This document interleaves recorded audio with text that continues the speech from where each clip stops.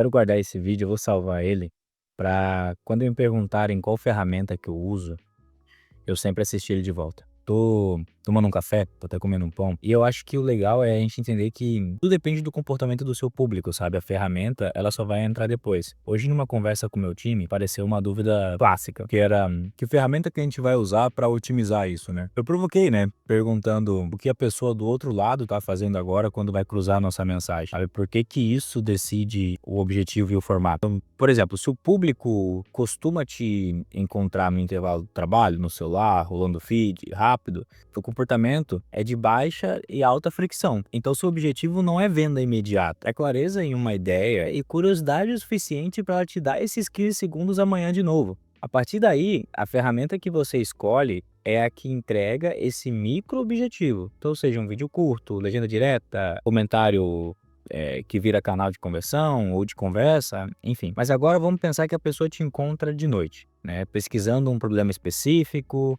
com mais calma, com mais tempo. O comportamento aqui é a atenção focada naquilo. Então, o objetivo muda para explorar a solução e diminuir o risco percebido. Ferramentas que fazem sentido, basicamente, é esse conteúdo mais denso, então um artigo, uma newsletter, um vídeo explicativo, uma prova social organizada, formulário que leva para captar uma pergunta dela. Isso também corresponde para quando a pessoa te vê de manhã antes de ir para o trabalho ou antes de fazer alguma coisa que ela para.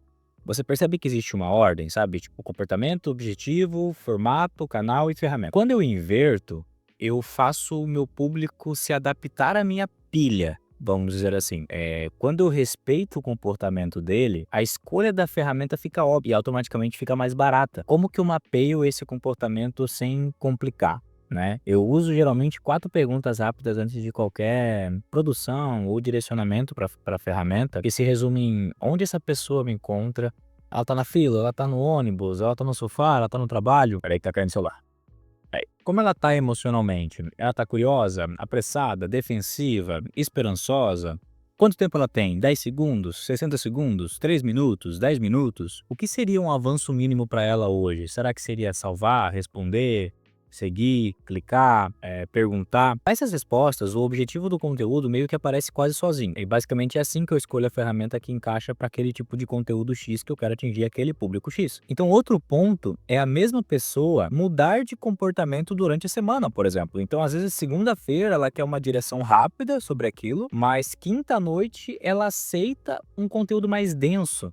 Entende? Então, mais aprofundado. Então, se eu percebo esse ciclo, eu programo objetivos diferentes por dia e distribuo formatos que respeitam isso. Então, olhando isso, né, basicamente aquela pressão por ter uma ferramenta mágica some, porque a métrica com lente de comportamento, ela também muda, né? Em vez de só olhar o clique, o CAC, a gente observa sinais de entendimento. Então, aqueles comentários com a mesma linguagem que você usou, ou melhor, com a linguagem que eles usariam, DMs com objeções recorrentes, tempo de retenção, coerente, né, com o contexto, claro. Esses sinais dizem se o objetivo do conteúdo foi cumprido naquele comportamento ou não. Então, quando isso tá óbvio, né, a escolha da ferramenta, ela fica muito clara. Então, é algo leve, rápido e não cria atrito, entende? E o inverso também vale. Por exemplo, se eu quero mudar o comportamento, sair do feed raso para um conteúdo mais denso, eu planejo uma ponte. Então, primeiro eu entrego o valor em um curto formato, depois eu vou oferecer um aprofundamento no momento do dia que o público costuma ter tempo, e a ferramenta certa é a que constrói essa ponte sem ruptura. Então, resumindo a ordem que funciona para mim no dia a dia, seria basicamente entender o comportamento,